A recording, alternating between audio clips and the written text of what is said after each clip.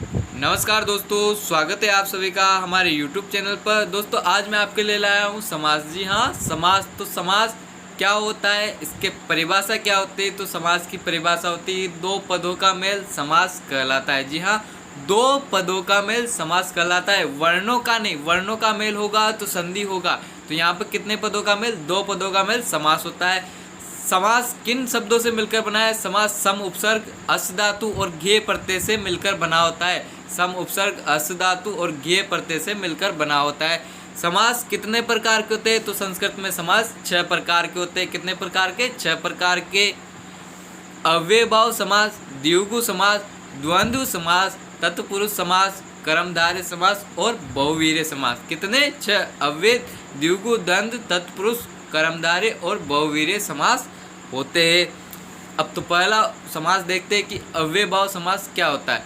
तो इस समास में पहला पद क्या होता है? प्रधान होता है। जी हाँ, पहला पद क्या होता है? प्रधान होता है। और पहला पद क्या होता है? अव्यय होता है। क्या होता है? अव्यय होता है और उपसर्ग होता है। और दूसरा पद क्या होता है? संज्ञा होती है। क्या होती है? संज्ञा होती है। तो उपसर्ग क्या होते हैं दोस्तों? तो उपसर्ग को देखते हैं कि उपसर्ग वे शब्द या शब्द होते हैं जो किसी धातु के आगे लगकर उसके अर्थ में क्या कर देते हैं? परिवर्तन कर देते हैं। जी हाँ, जो किसी शब्द या धातु के आगे लगकर उसके अर्थ में परिवर्तन कर देते हैं। संस्कृत में कितने उपसर्ग होते हैं? संस्कृत में 22 उपसर्ग होते हैं। तो वह उपसर्ग कौन कौन से? तो इनको देखते हैं कि पर, परा, परि, प्रति, पर, परा, परि, प्रति, अधि, अभि, अति, अपि, दूर, दुस, निर्निस, वि, सम, आहनि, अनु, औ, सु, उत, अप, उप।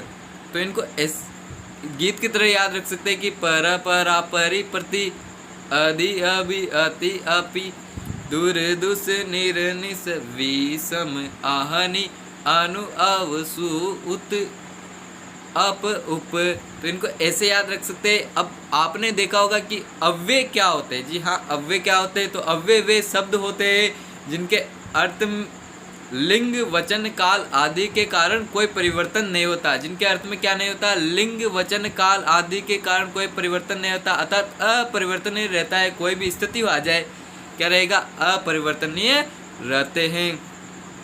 तो अव्यय के उदाहरण क्या क्या हो सकते हैं? तो अव्यय के उदाहरण होंगे यथा, अधुना, अद्य, स्व आदि हो सकते हैं। अब इसके बाद अव्ययभाव समास के उदाहरण देखते हैं कि अव्ययभाव समास के उदाहरण क्या क्या हो सकते हैं। तो अव्ययभाव समास के उदाहरण होंगे उप उपसर्ग के लिए कि उप उपसर्ग का अर्थ क्या होता है। पहले उप उपसर्ग का अर्थ होता है समीप। जी हाँ, उप उपसर्ग का अर्थ क्या होता है? समीप होता है। यहाँ पर उदाहरण लिया है कि उपकृष्णम, तो कृष्णस्य समीप, कृष्ण के पास में। उपगंगम, गंगा के पास में। उपराज्यम, राज्य के समीप में।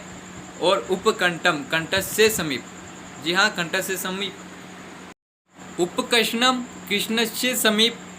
और उपगंगम, तो गंगाया समीप, यानी कि गंगा के पास में। उपराज्यम, राज्य के पास, राज्य समीपम, यानी कि राज्य के समीप।